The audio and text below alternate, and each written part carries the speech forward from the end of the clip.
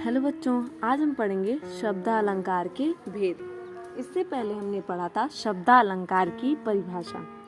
तो शब्दालंकार की परिभाषा होती है जिन अलंकार शब्दों से के प्रयोग के कारण वाक्य में कोई चमत्कार हो जाता है और उस स्थान पर अन्य समानार्थी शब्दों के रख देने से वह चमत्कार समाप्त हो जाता है, उसे हम शब्दालंकार कहते हैं।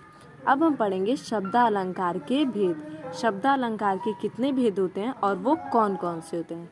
तो आइए शुरू करते हैं हम शब्दालंकार के भेद को जानने से।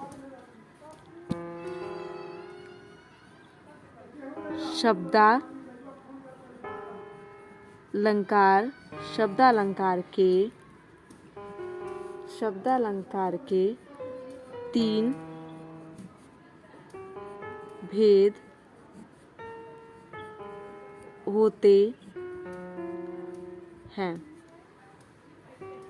शब्दालंकार के 3 भेद होते हैं। पहला अनुप्रास।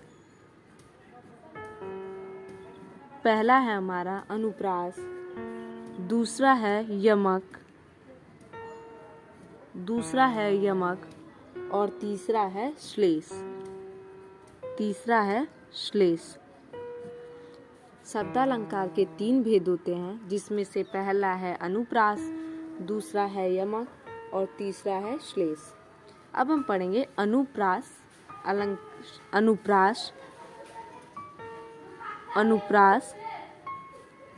की परिभाषा। अनुप्रास जो है वो शब्दालंकार का प्रथम भेद है। तो आइए शुरू करते हैं हम अनुप्रास अलंकार की परिभाषा लिखने से। जिस अलंकार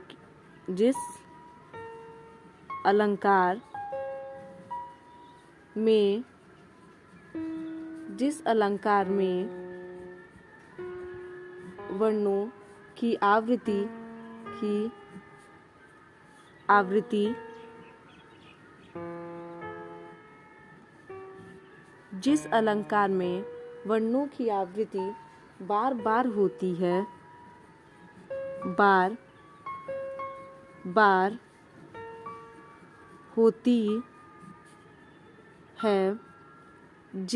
जिस अलंकार में वर्णों की आवृत्ति बार बार होती है उसे अनुप्रास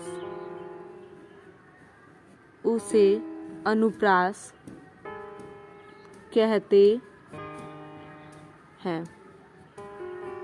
तो क्या है, जिस अलंकार में वर्णों की आवृत्ति बार बार होती है उसे अनुप्रास कहते हैं। जैसे उदाहरण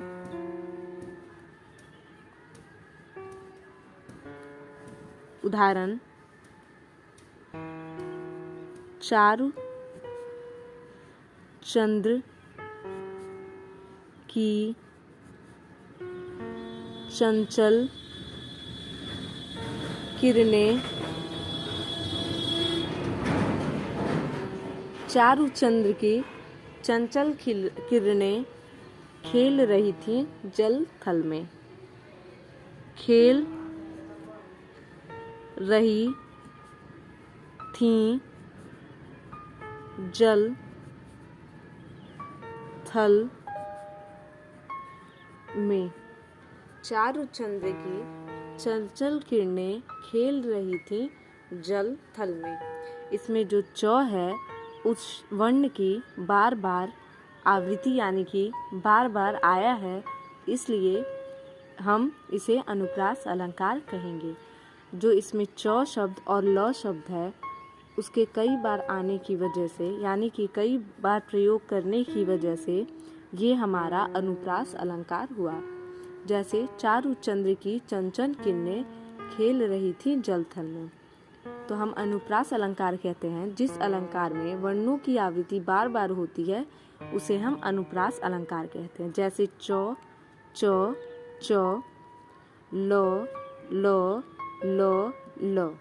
तो ये वर्ण है जो कि इस अलंकार में बार बार प्रयोग किया गया है, इसलिए ये हमारा अनुप्रास अलंकार हुआ। धन्यवाद।